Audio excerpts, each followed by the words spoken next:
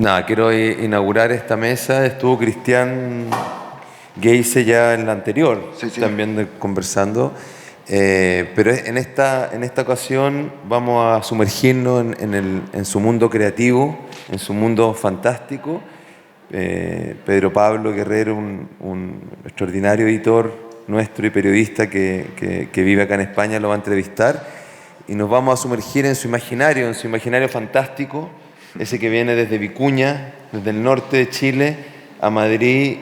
Y nada, quiero felicitarte, darte las gracias por estar aquí y dejarlos con ellos, a quienes están viendo en vivo la exposición y también vía streaming, a conocer un poco de la obra y el mundo creativo de Cristian en esta ocasión. Muchas gracias y adelante, Pedro Pablo, con esta entrevista. Gracias. Cristian, por venir. Gracias. Muchas gracias. Voy a dar un mínimo contexto para los que no hayan escuchado acá en España hablar de Cristian Geise. Él nació y vive en Vicuña, 1977. Me imagino que en la mesa anterior hablaron mucho de Vicuña por... No mucho. ¿No? Ah, ya, bueno. Ah, ya, es lo de la Mistral, claro. Por Vicuña, el pueblo de Gabriela Mistral, y Cristian nació, vive ahí. Después vamos a preguntar cómo vuelve ahí, porque él nace en Vicuña, después se va a vivir a otros lugares por su vida, por sus estudios, pero vuelve a Vicuña y sigue en esa ciudad. Sus libros, me voy a referir más que nada a los de narrativa, porque él tiene también una carrera paralela como poeta. De hecho, el primer libro son Los hijos suicidas de Gabriela Mistral, que es del 2011, ¿no? Sí. Del 2011. Y ya ese mismo año publica En el regazo de Belcebú, que es su primera colección de cuentos. El año 2013, El infierno de los payasos, otra colección de cuentos. Después Ñache, el 2015. Hay una novela que se llama Ricardo Nixon School, que es parte de otra beta de él, que es más una novela realista, son sus experiencias, o ficcionaliza experiencias de un profesor en un colegio subvencionado de Chile. Y Catechi 2218, que también es de narrativa, Sapolsky en 2021, y en 2018 la colección de relatos que junta varios de los junta sus libros de cuentos que había publicado previamente, Pobres Diablos, lo publica el año 2018 en Santiago MC, y ese libro, en mi percepción, es el que de alguna manera hace visible, lanza ya a Cristian, digamos, como en el registro del panorama de la narrativa chilena. Ese libro es premiado, es muy, muy bien recibido por la crítica. Yo no recuerdo haber leído ningún comentario negativo. De hecho, este libro, Pobres Diablos, que ahora es inencontrable, no se consigue, se agotó, se descatalogó. Yo creo que ese es el que le abre las puertas como al mayor público, al mayor reconocimiento en Chile. El año, voy a seguir con la lista, el año 2025 publica una colección él lo titula Lecturas aberrantes y hermenéutica esquizo. Es un conjunto de ensayos, artículos, reflexiones sobre la literatura. Y también este año publica Tu enfermedad será mi maestro, una novela, de la que también va a hablar, por supuesto, sobre la relación del protagonista con una madre con Alzheimer. ¿Ok? Entonces, yo por el tema, el enfoque que tiene esta mesa, voy a privilegiar la beta fantástica, que es el título y te voy a preguntar primero, hacer un pequeño contexto, de dónde viene, por formación, por lectura, ya esta simpatía por el demonio, por esta simpatía por las figuras diabólicas, por figuras legendarias, míticas, que aparece desde tus primeros cuentos hasta el presente. Gracias, Pedro Pablo. Gracias. Siento que si estoy aquí en parte gracias a tu esfuerzo, a los de Germán, Berger, Hertz. De verdad entiendo que hay un esfuerzo detrás de esto. agradezco muchísimo el apoyo que están dando a escritores como yo.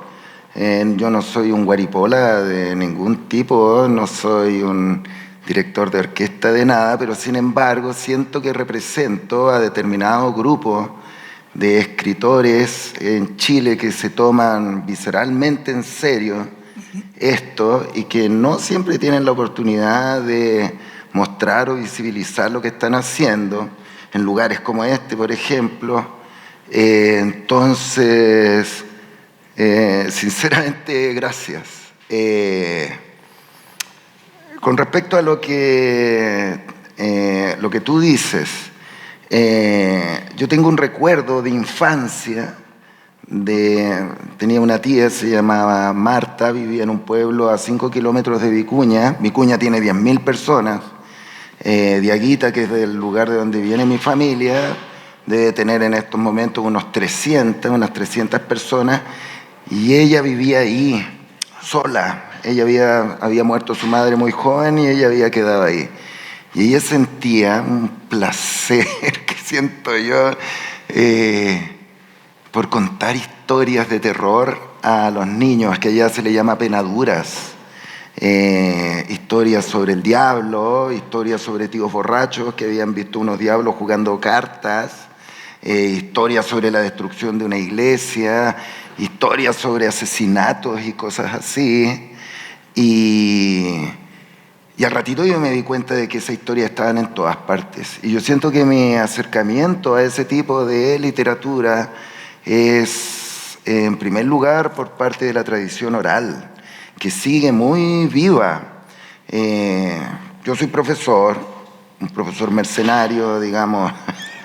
A diferencia de Gabriela Mistral, no hay una necesidad vital por mi sustento que me tiene haciendo clases, pero uno de mis placeres culpables como profesor, yo le hago a niños mayores, es llegar a hacer reemplazo a cursos más pequeños y contar historias sobre el diablo y sobre ese tipo de cosas, y ahí tú puedes ver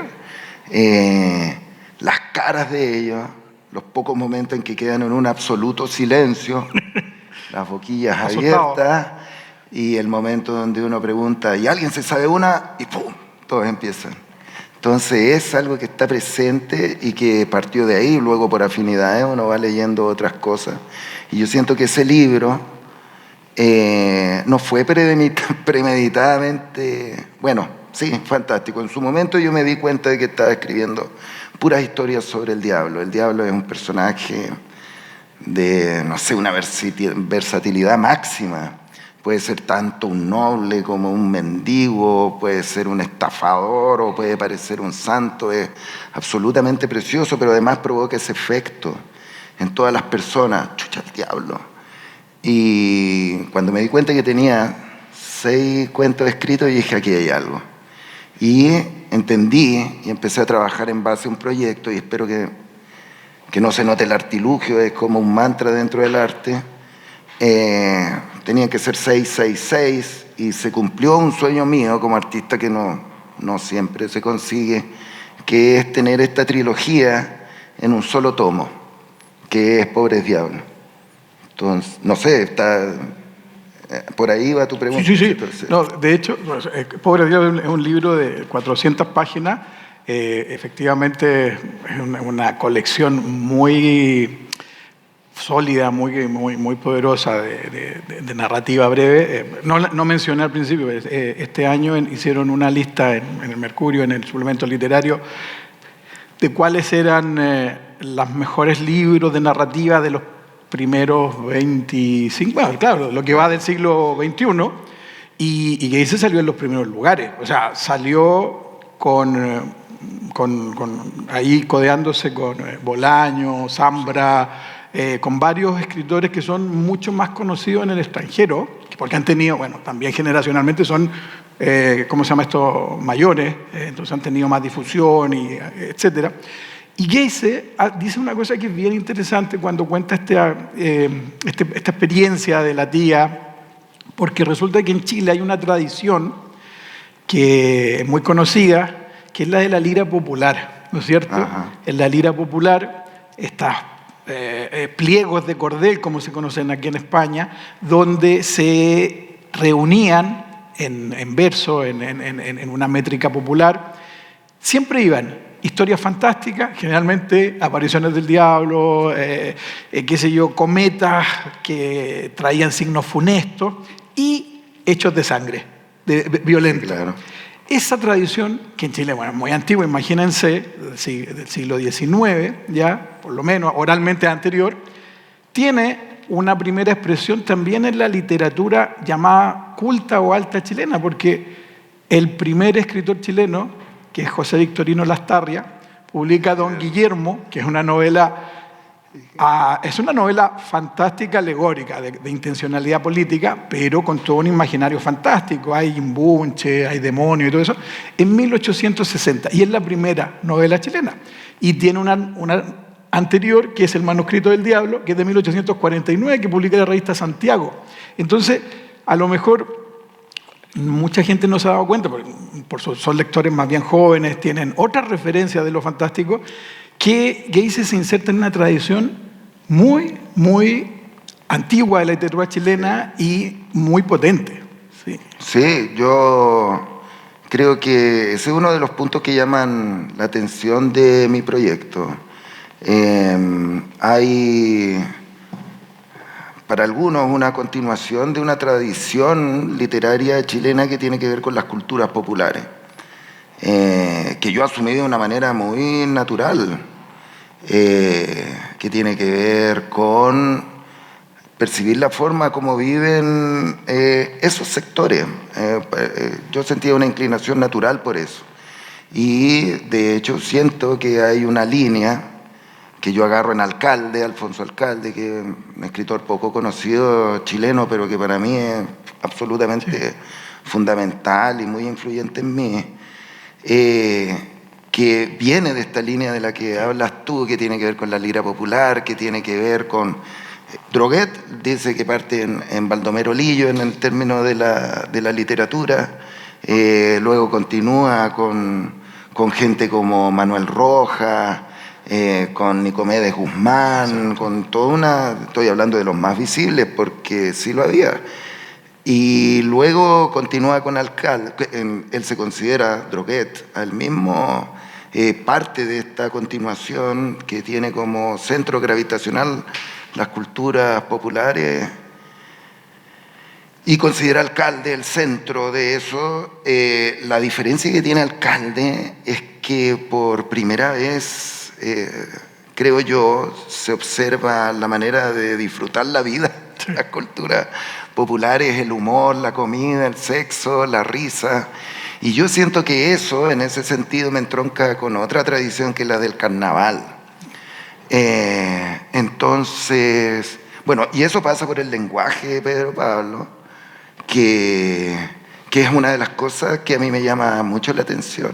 Gente dice, nadie escribe como él. Sí, hay mucha gente que escribe como yo, quizás no son muy visibles y que tiene que ver con este rescate del habla popular. Recién estábamos en una mesa sobre Gabriela Mistral. Gabriela Mistral dice, el pueblo es la criatura verbal más grande que Dios crió, dice. Y claro, pues esos recursos lingüísticos que las clases populares asumen con mucha, no sé, libertad y creatividad, está presente también, espero de una manera no impostada, en lo que yo hago. Hay una dificultad técnica en transcribir un lenguaje hablado, en transcribir un lenguaje popular, que es un desafío mayor que yo he aprendido a ir sorteando. Y ahí veo un montón así de ejemplos. Creo que mi maestro máximo, dentro de todas estas, de las posibilidades, que pasa por transcribirlo fonéticamente, por ejemplo, que era lo que decían los criollistas, sí. Creo que lo mío se acerca un poco más a Alcalde, que siento que no lo logró tan bien como Juan Rulfo. Juan Rulfo le preguntan, ¿y así hablaba la gente? No, es algo que yo inventé. Claro. Pero en el fondo es una creación estética todo esto. Es importante, no solamente, habla que es un lector de Alcalde, pero además sacó un libro, o sea, reunió la obra de Alcalde. Sí, pues claro. Yo continúo trabajando, en estos momentos estoy trabajando en un libro precioso de Alfonso Alcalde, que tiene así, no sé, tiene una vida excesivamente intensa que lo lleva a suicidarse en 1992. Digamos, a la mitad de una falta de reconocimiento por su trabajo que a mí me deja pensando tanto con respecto a la forma como nuestro país, no sé, protege a sus artistas, que por lo demás dejó mucho material inédito, pero creo que una de las cosas más preciosas, que es una mezcla entre periodismo y literatura, que es un reportaje al Salitre, que tendría que salir el otro año, que son testimonios grabados de la gente del Salitre, donde hay pequeñas intervenciones de él,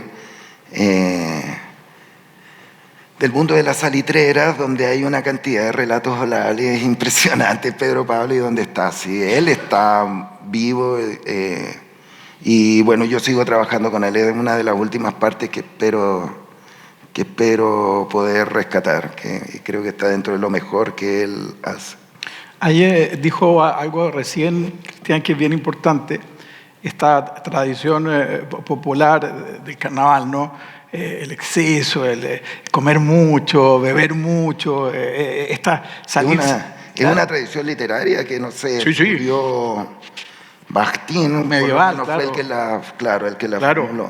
Y lo importante es que en los cuentos que nos vamos a centrar en eso de Cristian, efectivamente sus personajes, muchos de ellos, ya son excesivos, viven en el exceso, ¿ya? Pero no es un exceso simplemente hedonista, sino que, siempre recuerdo, lo debes manejar muy bien, es un poquito el precepto de William Blake: el camino del exceso conduce al palacio de la sabiduría. Y en estos personajes de Geyse hay una búsqueda. Son personas que no se conforman con una vida, como dice Marambio, una vida plana, mediocre, común, ya siempre como servil, ¿no? Trabajando. Quieren conseguir algo más. Hay un patos en ellos, ¿no? Sí, puede ser. Yo tengo un proyecto mayor, siempre lo declaro. Una vez yo iba a correr una maratón, le avisé a todo el mundo para no fallar. Si no llegaba todo el mundo me decía, ¿te acordás cuando dijiste que iba a correr? Ya, pues, la hice, llegué. Y este proyecto mayor, que es más que una maratón, por supuesto, yo partí por una de las cosas, pienso, más, no sé si más difícil, pero escribir sobre el diablo. Luego estoy así como a la mitad, donde estoy hablando sobre el ser humano, y ya como que me estoy acercando a hablar de Dios. Y sí, pues el proyecto sobre el diablo tiene que ver con toda esa gente que vive en estos pozos oscuros, gente, lo defino así, que en algún momento lo ha echado todo a perder, que ve su vida arruinada, y que en muchos casos hacen apuestas metafísicas muy fuertes. Yo venía de leer mucho a Dostoyevsky, por ejemplo, y no sé, el regazo del Belcebú es una cita a Malcolm Lowry, y toda esa intensidad a mí me llamaba muchísimo la atención, pero a veces en la figura del pobre diablo.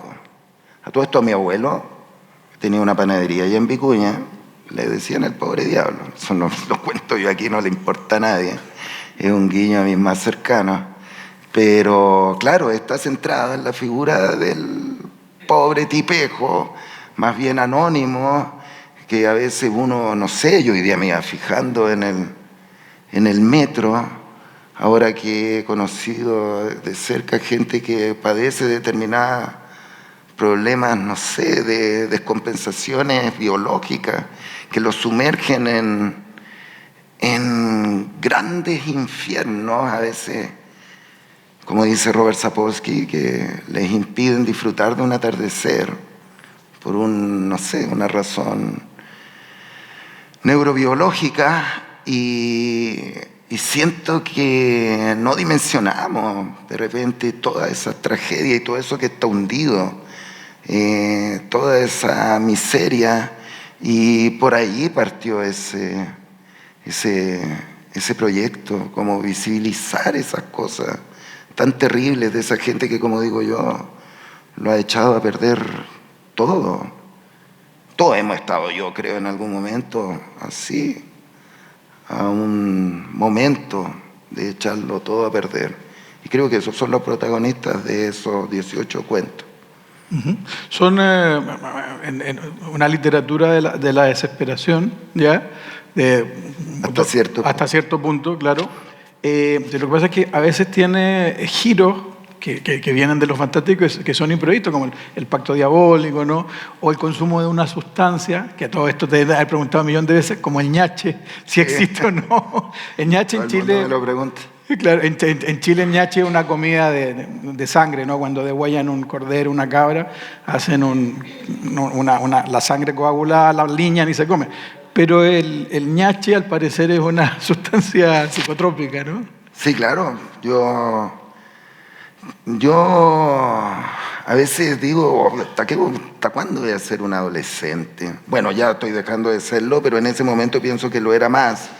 Y ese momento donde yo tengo 48 años, asume riesgos estúpidos. Y uno de esos fue inventar esa droga. Lo han hecho otros. Lo hizo Huxley, Hunter S. Thompson, y debe haber muchos más por ahí.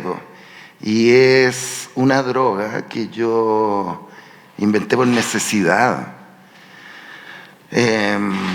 Ahí en el lugar de donde yo vengo ocurrió un etnocidio, una aculturación muy grande que pasa muy desapercibida quizás por el número de personas que no parece muy grande, pero que fue una cultura que estaba bastante desarrollada y que murió. Entonces yo me preguntaba, ¿y cómo eran los dioses de estas personas? ¿Cómo los puedo ver? ¿No? Y peor, ¿cómo puedo verlo morir a ese Dios? Y de ahí surge esa pregunta. Y traté de escribir este primer cuento de muchísimas otras formas. ¿Has visto un Dios morir? Claro. El cuento más conocido de Christian Geise. Sí. Claro. Y que guarda relación con esa temática también. Y en algún momento dije, mediante una droga alucinógena donde se puedan compartir alucinaciones que existen, todo esto. Es todo además una reflexión sobre los límites de la cognición humana que está dentro del corazón de lo que yo hago. Y cuando a mí me preguntan, yo digo que el ñache se hace así. Donde yo vivo hay un pequeño grupo, comunidades de crianceros se le llama, son pastores de cabra. Y esta gente, cuando llega el campesino, que todavía quedan algunas comunidades cada vez menos, con eso y otros animales, lo primero que hacen es cortar una hierba, que hoy yo me sabía hasta Astragalus, que le llaman la hierba loca, que envicia a los animales. Incluso cuando están quemadas, si el animal está enviciado, va a esa hierba, la come y el animal enloquece, se separa de los rebaños y se pierden.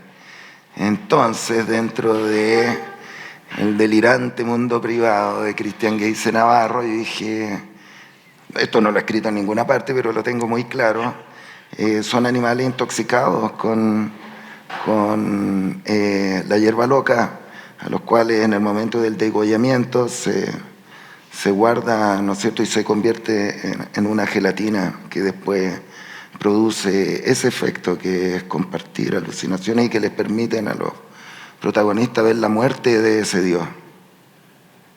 La mansa voladita. Ese cuento que todo el mundo te lo menciona y todo eso, nosotros, hicimos este año una antología acá en España con 19 autores latinoamericanos, Y yo dije, tiene que estar el cuento de Geisel. A Geisel no lo conocía, lo conozco hoy, o sea, hace 2 días. Hace 2 días nunca habíamos conversado, no nos conocíamos personalmente, ¿ya? Pero cuando yo leí Pobres Diablos, cuando salió hace años, me pareció uno de los cuentos más potentes que yo he leído, no solo en la literatura chilena, yo creo que por eso está en una antología latinoamericana. Ese cuento tiene una particularidad que efectivamente el pueblo al que se refiere es el pueblo llamado Diaguita. Nadie sabe si se llamaba en Diaguita o no. Al parecer no, claro. Y es el único que ha abordado un etnocidio, la desaparición entera de un pueblo, sin dejar rastro, salvo toponimia y muy escasa. Claro. Casi nada, ¿no? Ahí donde vivo yo, curiosamente, la toponimia quechua, que intervinieron también en el desarraigo de esa cultura antes de los españoles. Y mapudungún, pero es probable que el mapudungún haya llegado con las encomiendas. Ya, o sea, con la colonia. Sí. Claro. Sí, pues, es que es todo hay un vacío muy grande que a mí me llamaba mucho la atención. No entendía, no sé, pues todo el mundo habla ahora hace muy poco, se le ha empezado a decir el llamado pueblo de Dieguita, porque en 1928 Lacham, un gran investigador, analizando la alfarería, lo encontró muy parecido a la alfarería del noroeste argentino. Pero además, uno de los primeros cronistas dicen que cuando llegaron no entendían ni el idioma de los pueblos del sur, ni el mapuzungún, ni el quechua, sino que al único que le hablaron fue a unos churrumatas, si no me equivoco, no sé, de la región del Cuyo, Argentina. Entonces, de ahí sale toda una especulación, pero eso tiene un montón de explicaciones posibles. Entonces, ese vacío a mí me volaba la cabeza de por qué no está ahí. Trato de mirarlo así, trato de mirarlo desde el punto de vista humano, porque es muy impresionante que sigamos siendo así. Bueno, eso, entonces está ahí en el centro. Sí, yo te quiero hacer una pregunta, porque hay que esto ya tiene que ver por qué él vuelve a vivir a Vicuña, quiero que nos cuente un poco esa decisión de vida. Cristian Geisel, no lo mencioné aquí a la pasada, pero no es un autodidacta, o sea, ha pasado por la... Sí, claro, no. Porque, sin embargo, sus personajes que aparecen en los cuentos son sujetos populares, son personajes del pueblo, hay curados, hay volados, hay, qué sé yo, dueñas de casa, traficantes, de todo el mundo que gira en torno a los pueblos del norte chico, más que nada, ¿no? Que es la zona en que se emplaza Vicuña. Y hay un reportaje muy bueno que se los recomiendo que lo busque porque está completo, de López Aguad, ¿no? Sí, de López Aguad, que está en la revista, de Andrés López Aguad, que está en la revista Anfibia, que Andrés hace un trabajo de campo, va a Vicuña, se junta con Geisel ya, y lo acompaña en sus patiperreos por la zona, subir cerros, y tú sigues escuchando lo que cuenta esa gente, sigues participando como me refiero, de pastores, ¿no? Sí, eso es lo que te hace volver a Vicuña. No. Ya. Yo en un momento dije, si me llaman a Jartum voy. Yo soy como un perro sin dueño, como decía un tío, donde me llaman voy. Ya. No, yo, como dices tú, no soy afortunadamente un autodidacta Gabriela Mistral decía, yo no me siento afortunada de ser una autodidacta, decía, la gente tiene que educarse lo más que pueda. Yo he estado en la Universidad Austral estudiando antropología, pienso que todavía estudio antropología. Después en la Católica en Santiago y después hice un posgrado en Valparaíso. Y bueno, no me fue muy bien en la academia, que es un punto extremadamente difícil. Pero no por falta de capacidades, pienso yo, sino que porque claramente mi proyecto iba hacia otro lado. Y en su momento, no sé, sufrí un naufragio ahí en Valparaíso. Pero, no sé, a veces se me ocurre que fue hasta como lo andaba buscando, un momento donde todo se cae a pedazos.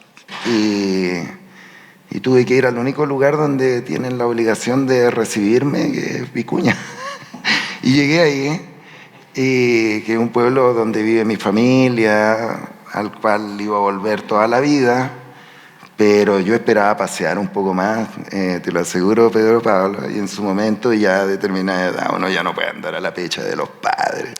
Y sin embargo dije, ya, este es un buen lugar para continuar mi proyecto, que por lo demás siempre estuve ahí, digamos, es el lugar donde nací, un lugar que quiero con todas las entrañas de mi corazón, como se quiere una persona que es imperfecta, como queremos a nuestros padres, a nuestras madres. No son perfectos, pero los amamos, así quiero yo a Vicuña, y sigue estando ahí. Y es por eso que volví. Perfecto. Si quieren me quedo, está muy bonito Madrid. Claro. No, pero no voy a volver. Ya. Pero es importante, te lo preguntaba porque en este librito que les mencioné, que salió este año, que esto salió en el norte, ¿no? Esto es de La Serena. Permíteme decir sí, esto. Dale. Igual que lo observo aquí, no solo aquí en España, me imagino que europeo, las editoriales independientes, las pequeñas editoriales son, no sé, un movimiento a mí me parece maravilloso, no sé, apuestan por gente por la que no apuesta nadie. Yo no quiero soltar esa mano, nunca de ser posible. Creo que le dan visibilidad, valor a, no sé, el artista incipiente, que lo somos prácticamente todos, creo yo, o la gran mayoría. Y me interesa participar en ese mundo porque pienso que es vanguardia, es donde están quemando las papas, es donde están sucediendo las cosas más interesantes, donde se asumen mayores riesgos estéticos. Y sí, yo sigo apostando por eso. Sigo, a partir de no sé, de vivir en Vicuña, siento que yo puedo hacer algo relevante desde allá. Y bueno, y me acompañan un montón de otras personas, pero pertenezco además a este colectivo de escritores de los pueblos abandonados en Chile. Una de las últimas cosas que decía Oscar Barrientos es: vamos por la internacional abandónica, y somos escritores que desde la provincia, desde nuestros territorios, proyectamos lo que estamos haciendo con todo el rigor, seriedad, compromiso posible. Entonces, sí, yo edité eso, que yo siento, no siempre, entiendo que me quedan bien lo que hago, pero son como 20 años de trabajo, de participación en diferentes medios de intervención cultural en Chile, y me interesaba que fuera desde La Serena. Este es una editorial de La Serena. Yo lo que estoy viendo, por ejemplo, tu editorial, muchas de las que veo aquí están en una parada similar, así. No son grandes tiradas. Pobre, cuando salió El regazo de Belcebú, eran 150 libros. Yo no entiendo. ¿La de Gaete? La de Gaete. Oh, no tenía idea. Yo puse plata. Ese nivel de precariedad. Y desde ahí se proyectó una cosa preciosa, entiendo yo. No, desde ahí salen estas cosas. Entonces, me interesa estar ahí. Voy a seguir ahí, todo lo que no sepa. Y es interesante una cosa, porque resulta, ahí vamos a entrar en un tema de nuevo del tipo de géneros que privilegia las editoriales, porque... es verdad eso además. Claro, porque las editoriales... hiciste este año un cambio editorial, ¿no? ¿Te fuiste a Random House? Sí. La novela que sale ahora, que es esta de acá, esta llegó a España, está acá. Sí. Esta que es bien interesante. Vamos a hablar de Castaneda ya, y de Sachs a propósito Oliver Sacks. de esta novela, porque también, lo que decía al principio, la inquietud por los límites del conocimiento, ¿no es cierto?, el deterioro de de cerebral y todo eso está muy tocado acá, también desde una aproximación teórica. Pero bueno, Es real. es real, claro. ¿Qué es real? ¿Qué es lo real? Sí. Claro. No, lo que te iba a decir, claro, Random House le va a publicar acá esta novela y seguramente otra nueva, pero no los cuentos, ¿verdad? Sepo, eso me lo podría responder tú mejor a mí, pero es algo muy claro. Tú dices la editorial es pequeña, uno puede publicar cuentos. Claro, Gaete y tú que costearon la primera edición, o sea, en la edición de Valparaíso, ¿no? La sacan porque saben que el cuento no va No, po. a recogerlo una editorial internacional. Claro, de hecho hasta el día de hoy, y yo esto me lo han dicho muchas veces, el cuento no es algo que tenga una demanda de consumo literario importante. Y de hecho tú lo mencionas en el prólogo del libro. Sí, la antología, estaba acá. ¿Y cuál es tu explicación? No, o sea, fundamentalmente económica. O sea, yo soy bien materialista, o sea, te digo. No. Pero ¿por qué no llama tanto la atención como una novela? ¿Qué es lo que tiene el lector Claro, que se siente más llamado a leer una historia larga y a veces más compleja que... más bien, lo que yo creo es que las editoriales han apostado por la novela porque hay muchos premios de novela, ¿ya? Hay muy pocos de cuento, Ya. y eso eso es significativo. O sea, en España el único premio de cuento importante que hay es el Ribera del Duero. Ese, sí. No hay más, no hay más. Ya. Todos los demás son de novela. Entonces, ellos ya tienen estudiado que hay un consumo mayor de la novela y una concentración mayor del lector en la novela, porque a lo mejor es un mundo que te captura por más tiempo. En cambio, el cuento te exige ir pasando de una historia a otra y vas perdiendo continuidad, ¿ya? Y esto, al parecer, en la novela se ha convertido en el mejor negocio que el cuento. Pero una cosa de negocio, dices tú. Sí, yo creo que sí. No veo otra explicación porque no podría darte una explicación más que desde lo que yo conozco, que es la económica. Pero te quería preguntar, porque en el libro de ensayos que tú publicas, que tú reúnes este año, te haces varias preguntas que yo te voy a piratear descaradamente porque son muy buenas. Dice, ¿cómo se vive un escritor de provincia frente a la concentración cultural capitalina en Chile? Mira, ayer yo estuve en el stand de Chequia. Para mí, Chequia es una suerte como de paradigma. Es un pueblo pequeño, no sé, con ciertos problemas identitarios que me parecen muy curiosos, porque ellos tienen este idioma, que por lo que he sabido yo no deja de tener, o sea, tiene un grado de complejidad importante al momento de aprenderlo, que es de ellos, que está lejos o a la sombra, por ejemplo, de un centro como es Alemania o como podría ser Francia, y están todo el rato luchando aún buscando su identidad, viste que han cambiado de nombre en el último tiempo, de llamarse Checoslovaquia, antes fueron ocupados por los nazis, luego, no sé, bajo la impronta de soviética, y pasó a llamarse Checoslovaquia, después República Checa, ahora se llama Chequia, y son capaces de hacer impresionantes obras de arte. Hay que recordarnos, el más visible es Kafka, pero también está dentro de la tradición carnavalesca, a mí me parece tan actual hoy día en estos tiempos de guerra, el valeroso soldado Specht. Está también, leí un pequeño ensayo de Milan Kundera sobre este, entre comillas, provincianismo en ese tiempo la Checoslovaquia, era, ¿no? Ya en 1968. Sí, ya era ya se Checoslovaquia. habían... y sí, pues mira, fíjate en esto, dentro de los pueblos abandonados, que esta idea de cómo ser un escritor lejano a los grandes centros y cómo proyectarse desde ahí. Por eso mencionaba a Chequia, no sé, pues debe ser igualmente difícil para nosotros. Sí. Y para qué hablar de Chile.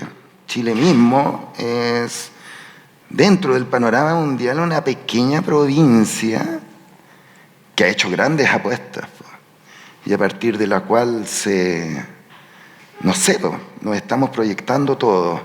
Entonces, y para extrapolar un poco lo que estaba diciendo, me cargan estas extrapolaciones, pero creo que sirven de ejemplo cuando pasan como de la biología, la química, la física, a los fenómenos sociales. En realidad es un poco torpe e inadecuado, pero no sé, en términos evolutivos, cuando las especies salen de grandes nichos ecológicos, empiezan a formar nuevas cosas.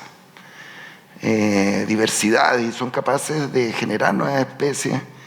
Y yo siento que mi apuesta y la apuesta de todas las personas que podemos sentirnos de provincia, incluidos todos los chilenos y gente como los checos, es hacer cosas relevantes y de valor lejos del centro. Por lo demás, me encanta citar a Hemingway en este sentido, cuando da consejos a los escritores y dice: no seas como el escritor de Nueva York, dice, que son como gusanos dentro de la misma botella, dice, viviendo de su frotamiento entre ellos, y con mucho miedo de salir de esa botella y enfrentarse a sus propios miedos. Estoy parafraseando, claro, pero esa es la idea. Entonces, mi apuesta es desde ahí, creo. Claro. Y ya para volver al tema de tu nuevo libro, que es el que van a poder efectivamente leer y buscar los lectores acá en España, tiene que ver un poco con la pregunta que te haces también en ese: ¿es la academia la única estrategia posible para acceder al conocimiento? Esa es una pregunta que tú la puedes ver desde los dos lados, ¿ya? Y de alguna manera esta novela, bueno, con tus lecturas, que no son las que seguramente tuviste en la universidad, demuestra que hay un camino alternativo. Es que hay muchos caminos, claro. Nuestro tiempo lo sabe súper bien. Y la academia, además, en términos así de las humanidades, esto no lo digo yo, lo dice un montón de personas, está en un periodo muy entreverado, donde pareciera como que en muchos casos lo que se hace es enturbiar las aguas para hacerlas parecer profundas. Y no sé, Noam Chomsky menciona esto de que si uno va a un congreso de matemáticas y empieza a hacer planteamientos matemáticos, nadie te va a preguntar de qué institución venís, sino que más bien van a escuchar lo que tú estás pensando en términos matemáticos. Y en las humanidades dice: eso no sucede. En ese sentido yo me alejo de la academia, entiendo así que es muy importante entender lo que se está haciendo, porque se hacen cosas realmente valiosas, pero es muy claro que hay otros caminos diferentes para acceder al contenido, el conocimiento, los avances, tanto estéticos como científicos. Y bueno, pues yo siento que sí existen esos dos caminos y que es bueno conocer la mayor cantidad posible. Va a haber un momento donde uno va a ir para uno o para otro, pero siento, y es parte como de los proyectos, los últimos proyectos, donde como que examino la relación entre arte y ciencia. No están separados completamente, pues es muy obvio que, no sé, uno tiene que entender que gente como Darwin, en su primera juventud, era un excelente lector de literatura, y a juicio de gente, bueno, Oliver Sacks dice, que es otro gran escritor desde la ciencia, dice que él piensa que Darwin tiene las habilidades de un novelista, y posiblemente esas habilidades le vienen de su conocimiento estético, digamos, y de la poesía de su tiempo. Y me sorprendió mucho leyendo ahora hace poco a un científico en realidad parece que trabaja en Stanford, pero es de origen hindú, se llama Siddhartha Mukherjee, parece que tiene el libro más famoso se llama El emperador de todos los males, que es un libro sobre el cáncer. Exacto. Y yo acabo de terminar La armonía de las células y me parece fascinante el conocimiento que tiene de la poesía. De hecho, hay un epígrafe de Pablo Neruda en una parte, y de verdad su maestría al momento de hacerse preguntas y de, no sé, de responderla, pienso que se deben a esta gran capacidad estética. Entonces, yo siento que desde la ciencia, ahora me acaba de leer además, o sea, me acaba de comprar, ¿cómo se llama? Pedro Martínez, se llama un libro de Oscar Luis, el mismo de la familia Sánchez, sí, donde lo que hace es recoger desde un punto de vista sociológico el relato oral de un campesino. Y que a nosotros nos puede parecer, no sé, a primera vista gente rústica, pero como dice Escotado aquí, la diferencia entre un sueño y la realidad es que cuando tú empiezas a profundizar en la realidad como que no terminas nunca. Y pienso que incluso dentro de esa situación un poco más tosca, uno puede llegar a lugares muy profundos. Entonces, claro que sí, pues la academia no es el único lugar. ¿Fuiste a ver ya el dibujo de Ramón y Cajal? No he podido, creo que voy a ir mañana. Una de mis grandes fascinaciones aquí en España es como el trabajo de este neurobiólogo, uno de los primeros neurobiólogos en el mundo, que fue don Santiago Ramón y Cajal, que es como de la generación del 98, sí, que también escribió, sí, que nunca se cerró un solo camino también, es verdad, que terminó decantando en la ciencia y que tiene este trabajo precioso. Fue el primero que fue capaz de, lo voy a decir así, de una manera muy, tiznar las neuronas. Y como era un gran dibujante, tiene lo que Siddhartha Mukherjee, no sé si lo estoy pronunciando bien, considera una de las grandes y más bellas ilustraciones del mundo de la ciencia. ¿Cómo hubiese conseguido don Santiago Ramón y Cajal hacer esos dibujos si él no hubiese tenido cierta inclinación artística, una compulsión hacia el dibujo, dice que él tenía en su momento? Y ahí, por ejemplo, es un ejemplo donde se unen ambos caminos. Y uno lo puede ver a cada rato en escritores de ciencia. Exacto. Bueno, en las ciencias sociales también, porque sí, bueno, tú que estudiaste antropología te darás cuenta, sí, que los mejores trabajos de antropólogos tienen un talento literario. Sí, pues es que a veces se pasan de la raya, sí, pero pero en Chile hay un movimiento que yo todavía no conozco muy bien, de un tipo muy inteligente, muy capaz, que es Yanko González. Ese movimiento se llama Antropología Poética. No entiendo muy bien a qué va el nombre, nunca lo he estudiado mucho, en su momento tendría que hacerlo, pero claramente la antropología tiene a muchos escritores ahí, no sé, menciono a varios ahí. Y Oscar Luis, que se siente un sociólogo, que más bien me parece un trabajo de antropología, tiene un libro fascinante que es como lo que yo llamo un género limítrofe, que ya uno puede decir esto es literatura o es sociología. ¿Qué es esto? El mismo ejercicio que hace Alcalde con la gente del Salitre, entrevista a campesinos mexicanos y sale el libro, ¿no es cierto?, La familia Sánchez, que es una novela absolutamente deslumbrante. No es una novela, el punto es que es un trabajo sociológico. Está en ese límite precioso en el que también estaba Oliver Sacks, en el que estaba Luria, mucho más que otros que he conocido. Exacto.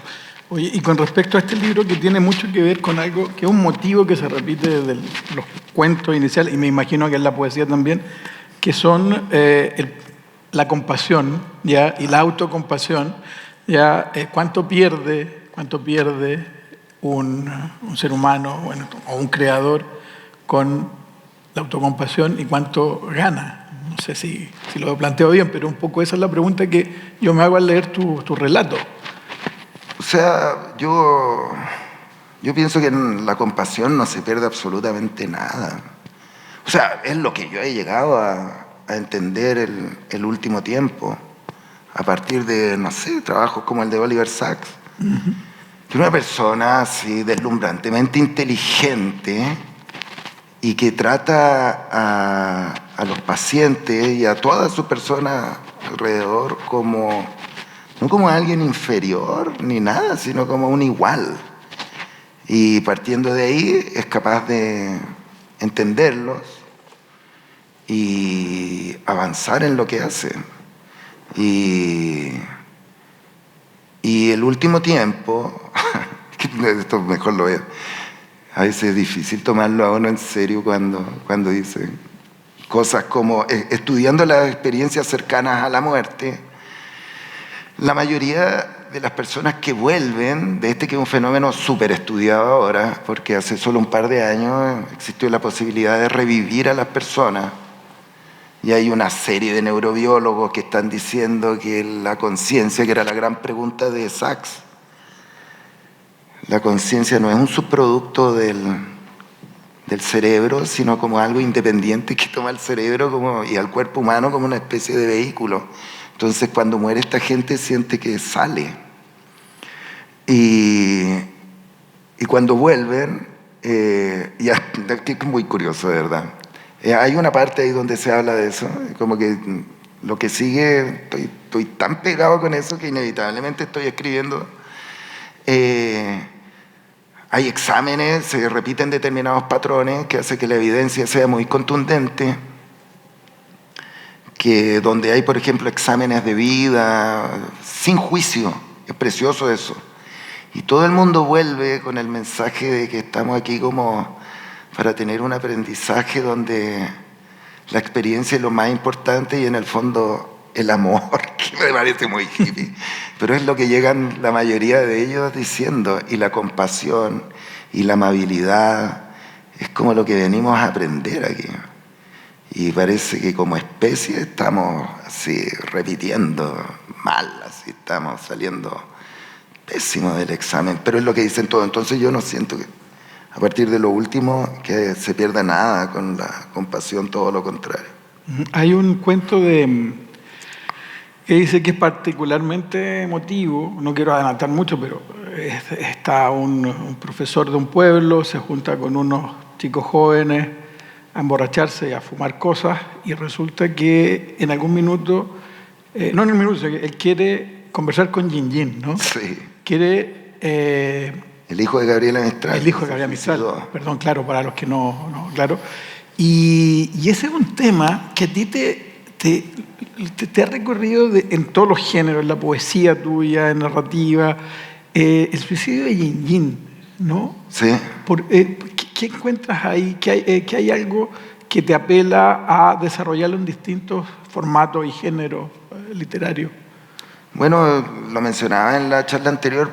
Perdón. Pero todo partió ya. de una manera demasiado ligera a mi juicio, porque tuvo que ver con la coincidencia de mi cumpleaños, 30 años después, o no, 30 y tantos años después de que Yin tomara arsénico, el hijo de esta gran intelectual latinoamericana, ¿no es cierto?, uno de cuyos temas más importantes era la maternidad, que se suicidó a los 18 años, un 13 de agosto para un 14 de agosto. Después yo lo descubrí ya.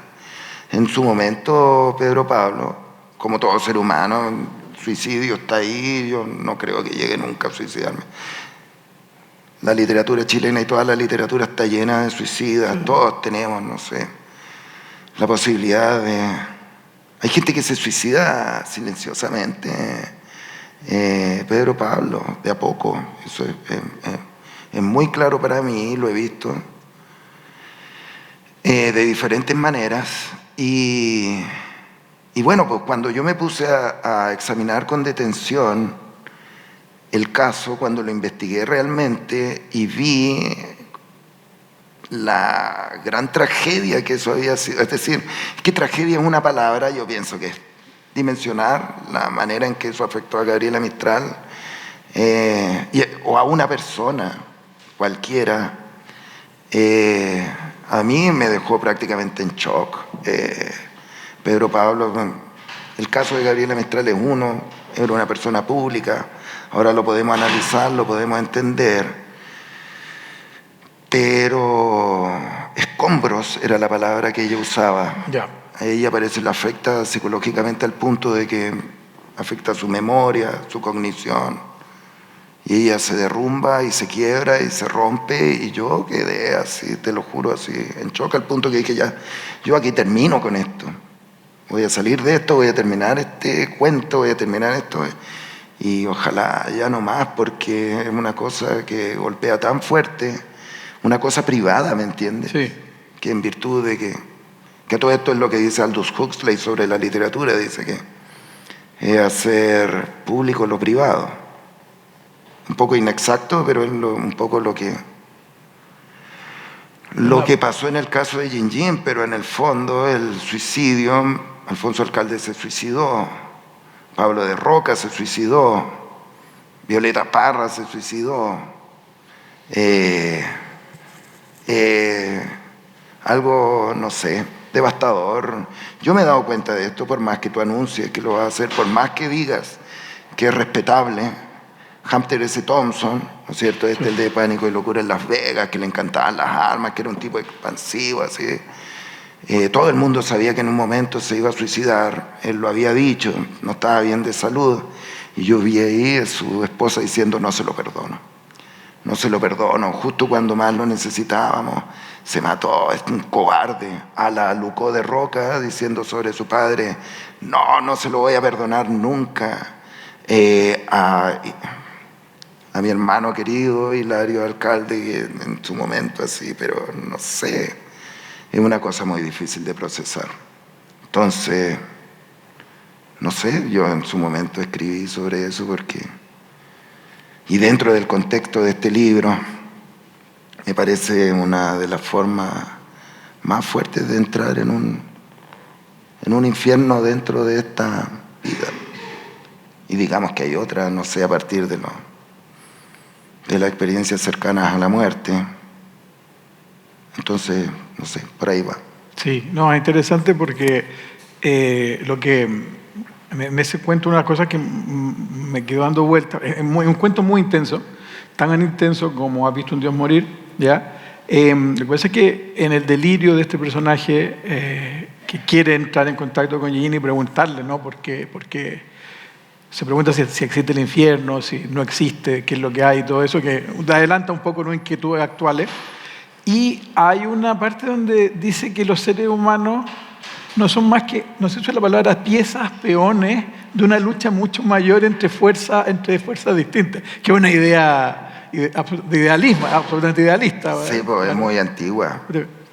No es en el fondo mía, pero es el delirio de ese profesor. Sí. Bueno, lo dicen también mucha gente que vuelve, perdona, lo monotemático, como que no nos damos cuenta efectivamente de quiénes somos aquí. Me parecía como un disfraz que había dejado, dicen muchas personas. No sabemos lo grande que es en realidad la realidad. Pero no sé, pues ahí se plantea la idea de que Gabriela Mistral era una persona así como estaba haciendo tantas cosas que una idea espantosa, que de repente fuerzas desconocidas, es como cercano al horror cósmico, están interviniendo para hacerle zancadilla. Claro, a los seres humanos yo no sé qué decir, no sé qué pensar, pero es una de las formas de terror más grandes. Yo antes de que, no sé, me imagino que vamos a cerrar dentro de poco. Sí, porque tienen que pasar. Sí, nosotros hablamos del gótico, y ¿sabes qué estaba recordando? Que Edgar Allan Poe tiene unos cuentos grotescos, le llama él, que son graciosos. Sí, el de la momia y y hay una cercanía entre este horror absoluto y el humor. Y bueno, y de alguna forma se manifestó ahí en Pobres Diablos. Muy extraña esa mezcla, y hay como que pienso en algún momento empezar a estudiarla y profundizarla. Horror y humor. Sí. Es buena, sí. Bueno, muchas gracias. Acá tienen una actividad después de otra, así que ya me imagino que llegaron los de la siguiente. Bueno, Geise, muchas gracias por venir. Muchas gracias a ti. Y Pedro. felices de que hayan escuchado un autor que va a dar mucho que hablar fuera de Chile, pronto. Sí, sí. Bueno, un aplauso para Cristian. Gracias, aplausos.